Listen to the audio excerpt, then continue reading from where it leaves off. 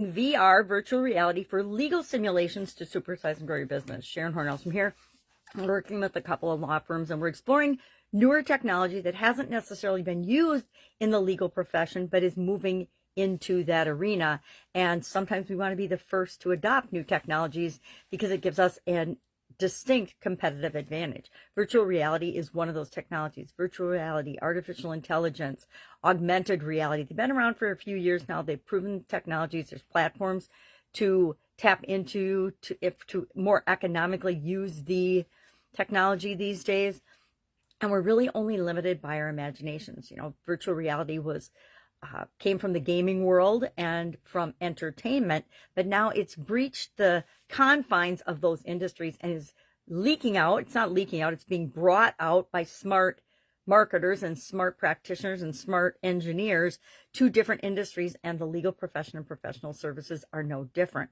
So my question for you today is, as we talk about this with respect to the legal industry and legal simulations, what might you be able to use VR for in your business to supersize and grow your business and get a competitive advantage? The two areas that we're looking at in my organizations right now are customer onboarding, because we want people to join our organization in a certain way, in a certain process, and it's a terrific tool for that, as well as employee and team and skills trainings. It's a perfect way for people to practice, and the legal profession is a great example of this. It allows students an opportunity, and we talked about this the other day with respect to chat marketing, personalizing the experience for students.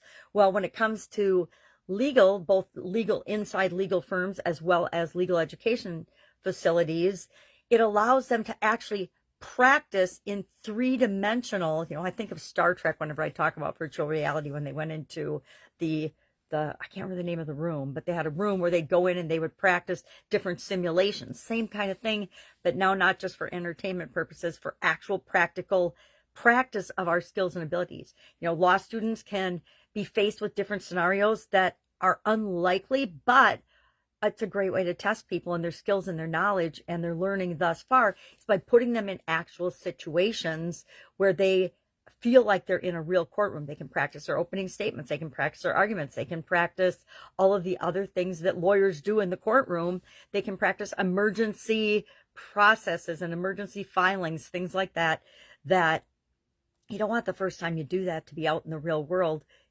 when it's so easy nowadays to have a format and a process for practicing in advance. And we know that to become masters of anything, we have to do something, usually more than once, to practice and practice and get better and better at it. So legal education, I see huge opportunities there for legal simulations, just like any other simulations. Flight simulators have been around. I don't even know how long they've been around, but I know my nephew credits video games to his ability to be a great pilot. He's an Air Force pilot. It's an immersive approach that is no lecture or textbook can even come close. I mean, our imaginations can come close, but a lot of people have a hard time envisioning and imagining things. This is a tool that makes it level playing field for a lot more students, because just because you're not a great visualizer doesn't mean you cannot participate in a simulation that will help you hone and practice and perfect your skills. Not that perfect is a possibility, because nobody's perfect and nothing's perfect.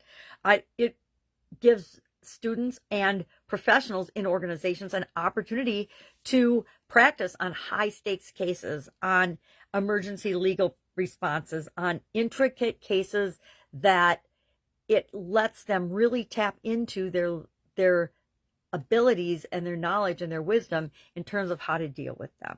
It can also be used to streamline evidence handling and reduce the cost of analysis. Virtual reality can, and again, there's always ethical and legal considerations to be taken into account for these type things, especially in the legal industry, but even in our other industries, how we use and how we apply these things needs to be done in an ethical, moral, and positive, to make the world a better place way, right? All of these tools, I love all these tools, but just like anything else, it can be used for good and it can be used for evil. And the only difference is how you choose and intend to use it. I'm going to say, if you want to use it for evil, please do not talk to me. Please do not contact me. I don't need that kind of drama in my life and in my businesses at this point in my career. But if you want to use it for good, hit us up and ask, because we're having a lot of fun playing with these new technologies. It can be used to reduce efficiency in trials and costs in trials. Normally, if there's a scene that the jury and everybody in the courtroom needs to go visit to actually see what happened, it costs time, transportation, and a lot of resources to make that happen, and logistics to make that happen. But if you can go to this scene virtually using virtual reality, that can save a lot of expenses. That's just one application and one example in the legal field. So, curious, have you looked at virtual reality and virtual reality simulations as a possibility, or as just a testing possibility for your organization? Share in the comments below. Otherwise, have an awesome day. Any questions, hit me up. And I will, of course, be with you tomorrow with another interesting strategy and topic. And I guess a thought-provoking question to say, hey, maybe you've never thought about this before, but is there an application that can give your organization a competitive edge by adopting it and using it now? I don't know about you, but there's a lot of industries that I am personally involved in right now that adding AI, virtual reality, or chat marketing can make a huge positive impact on. We want to serve our customers better, which is really what we're in business for in the first place, adding value. And number two, it can save us time and energy and wasted effort by filtering through and providing people with what they need until they need human contact, if that makes sense. All right, have an awesome day. I'll, of course, be with you tomorrow.